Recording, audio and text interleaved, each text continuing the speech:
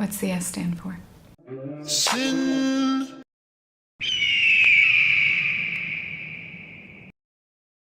This has been, without a doubt, the most difficult Season 10 Dead Bell review script I've written so far, including the last two criticism-centric reviews. And even in those I had mostly good things to say, but given the reaction I've seen towards anyone without an overwhelmingly positive take on this episode, I think this is going to need once again some disclaimers. Yes, the extensive research they did in every single piece of media that featured both characters is astonishing. Yes, the fight animation is quite possibly some of the cleanest and best work in the show's history, which is no small feat in this season especially. And yes, the overall wholesome vibe of the fight and post-analysis are kinda sweet. Again, as I said in the title and thumbnail, it's complicated. Basically, I came to this episode hoping for Goku to win, out of a mixture of me wanting a third round to feel warranted, and me wanting more people to see Clark as something other than unstoppable punching machine, and even when I intended that not being the case, I felt pretty happy with the episode, but something was off. But before we get into that, a word from our sponsor. There is no sponsor.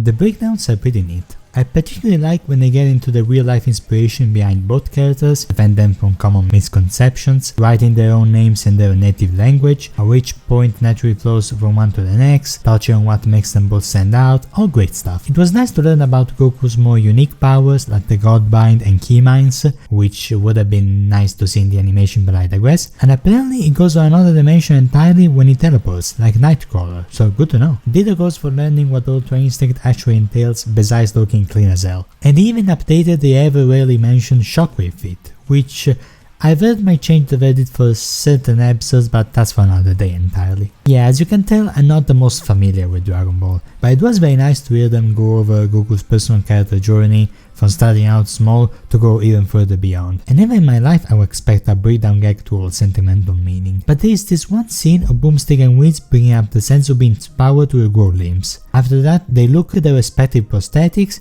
and they just proudly shrug it off, saying that Z fighters are missing out. I didn't expect such a great and positively meaningful message about handicapped individuals in this episode of all things, but hey, I gladly welcome it. Now moving on to Clark and oh boy. This following issue is something one related to the Superman fandom as a whole rather than the battle itself.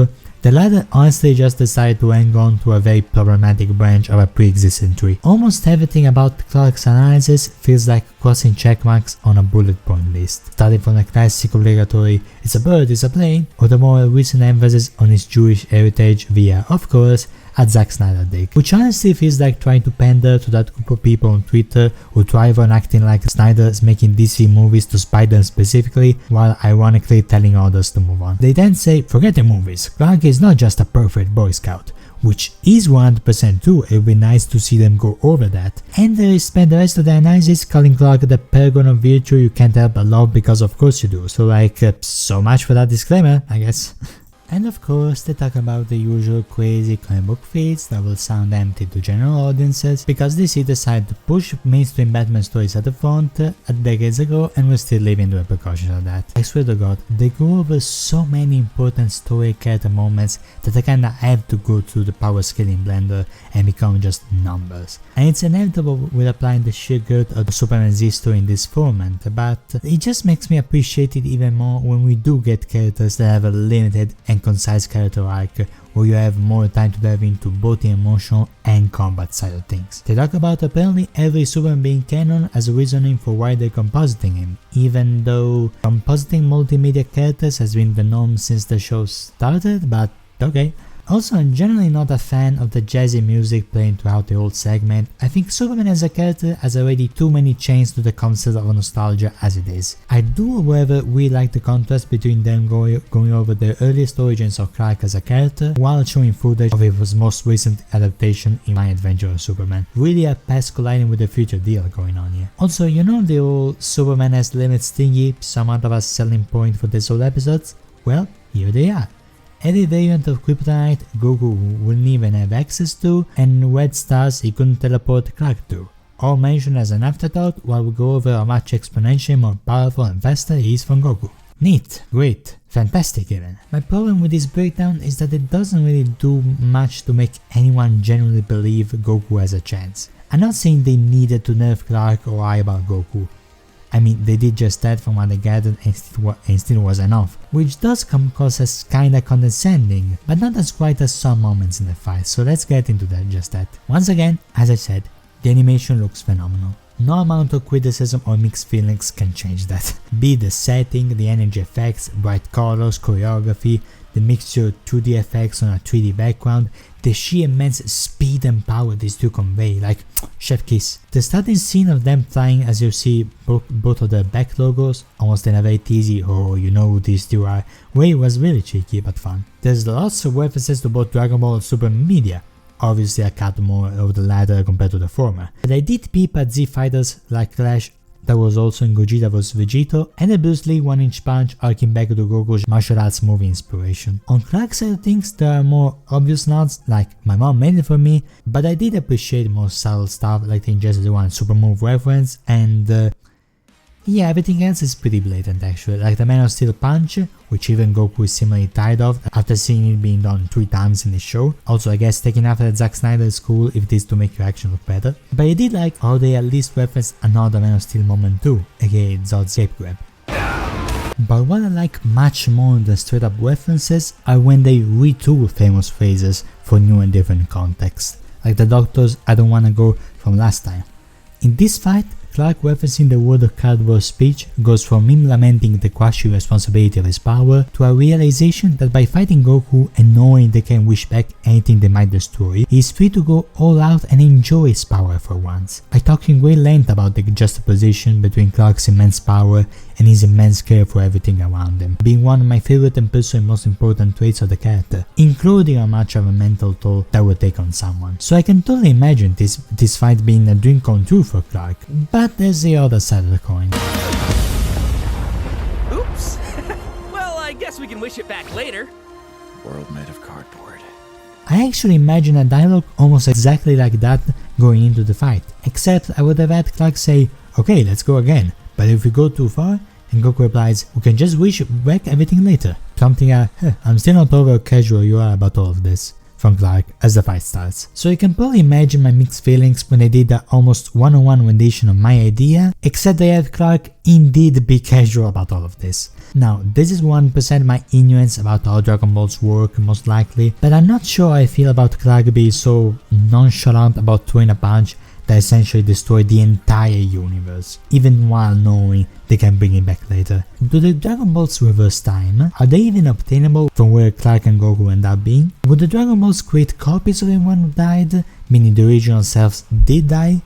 Cause if that's the case, I feel like Clark stepped into some Ben 10 Omniverse territory level of meh, copy and paste that. Speaking of universes, when Clark does decide to go all out, his punches get so strong that they tear holes through reality, showing glimpses of the other multiversal version of this fight, with surprisingly thematical matchups. The Super Saiyan 4 Goku was the Electric Blue Superman, aka 90s version of these characters with mixed reception from fans, Goku Black vs Ultraman, aka evil alternate universe versions of Clark and Goku despite technically not being Clark and Goku, and Xenoverse Goku vs Superman Cosmic Robot, the most powerful versions across either of their multiverses from my understanding at least. The latter being so meta powerful, it actually goes to the multiverse window all other cameos are confined in. Nice detail. Granted, if you wanna get nitpicky, they should have had this alternate version of Goku feel the punches that the main Goku is feeling, rather than just opening multiverse windows, but still, more on this later. Goku is ecstatic about Clark's unleashed power, complimenting his suit to distract him and sneak out some punches that Clark has absolutely no reaction to. Not even a shockwave whatsoever. Let's just say I'm grateful it's a quick moment, but we're kinda going back into unfortunate habits there for a second. All of this is thankfully overshadowed by Goku going Ultra Instinct and finally giving Clark some trouble, with him blocking, avoiding, and parrying every single hit. I swear, never in my life I felt so hyped to see Clark being overwhelmed so much. I can only guess this is the average Dragon Ball fan experience. Clark himself isn't a fan though, so he nopes out and flies through every yellow star in the galaxy, going full Superman 1 billion, which is a nice bookend to Goku starting the fight in his golden form, where Clark ends in his own, prompting Goku to say finally as it charges a continent-sized Kamehameha that Clark seemingly flies through again, except Goku activates the Kaioken multiplier, making the Earth blow up from that power up alone, and summoning the perfected Ultra Instinct avatar, which shows up only when Goku's body is in absolute danger, making for the very strong possibility that Goku died from overexertion before Clark's punch even landed. Now, this would be the third time this happens in the show as a whole, the first one being almost comically mean-spirited, while the second is emotionally touching and respectful. But this, coupled with the fake out of Goku surviving before the camera pans to the halo, is a perfect segue to my overall problem with this episode.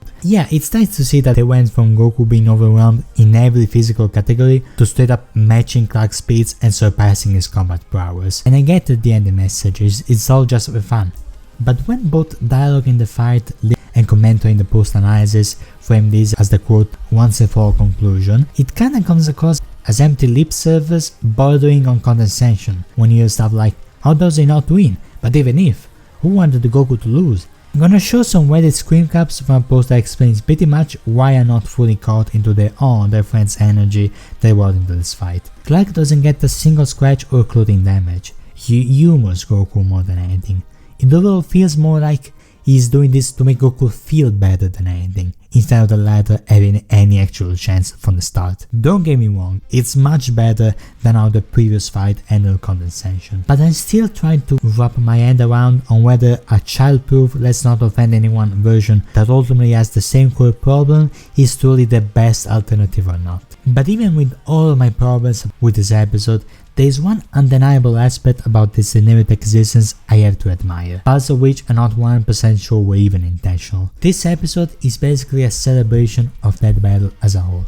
And as much as the final speech, I don't think it's any less true for the show as a whole. Behind all the numbers, stats, fanboys arguing with each other the heat death of the universe, it's ultimately just a bunch of people animating characters they love in a crossover format unlike any other. Goku vs Superman 3 is as much of a Goku vs Superman as its two predecessors, as its pixelated versions, stickman fights, children clashing their action figures against one another, cosplayers taking pics together, and so on. I believe this was the meta-contextual reason why we were shown so many Goku vs Superman matchups in multiverse windows. What we saw is a water drop in the ocean, not the last or three water drops in existence. And if you know this, and if you knew a couple of particularly personal instances, I've never really put much weight into thinking an episode is valid only if a certain outcome happens, even if certain obviously made me happier than others, but that's my experience, which will change from one person to the next, to the next, to the next, and so on and so forth. It doesn't change the fact that me and thankfully many others think that this season is quite possibly the best that battle has ever been. So I have no problems with the team doing something that's mostly just for them than it is for me. And I'm even happier to see people enjoy it. Hell, go for it, I'm happy for you. At the end of the day, just because this episode didn't resonate with me as much as I hoped, again, I'm not the only Dead Battle viewer out here. I still respect the team for wanting to do a proper examination of what's possibly the Dead Battle matchup of all time. And if they are happy with the end result and they think is the best they can possibly do, good for them. I just realized this is essentially it feels like Superman said to Goku. Moving on to the teams, Super is yet another addition to the ever-expanding streak of Brandon Yates saw the worst Dragon Ball and decided to go Super Saiyan on the track, containing musical notes to Dragon Dance from Gogeta vs Vegito and lyrical ones to Alive from Goku vs Superman 2. Speaking of lyrics, I'm sorry, I just have an hard time singing along with them, besides the old,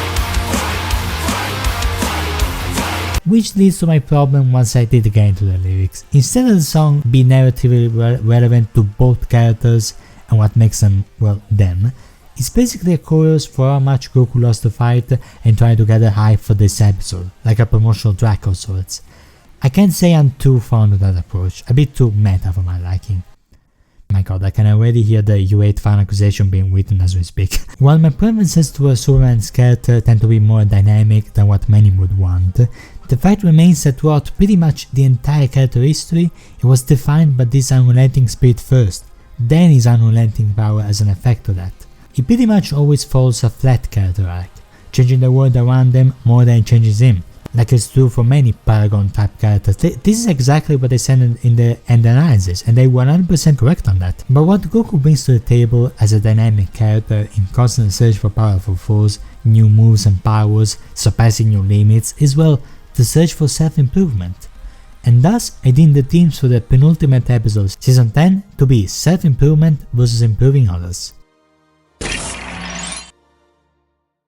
I can't wait for Galactus vs Unicron. And honestly, its announcement was what hyped me the most throughout this entire episode. Apparently the footage they use is for the animation itself, so no crew really even dropped a full sneak peek, but if they did, you're probably looking at something amazing right now. I'm gonna drink some water cause my voice is almost over, you do the same. I'm Uncle Quitten, e hope you made your day slightly better.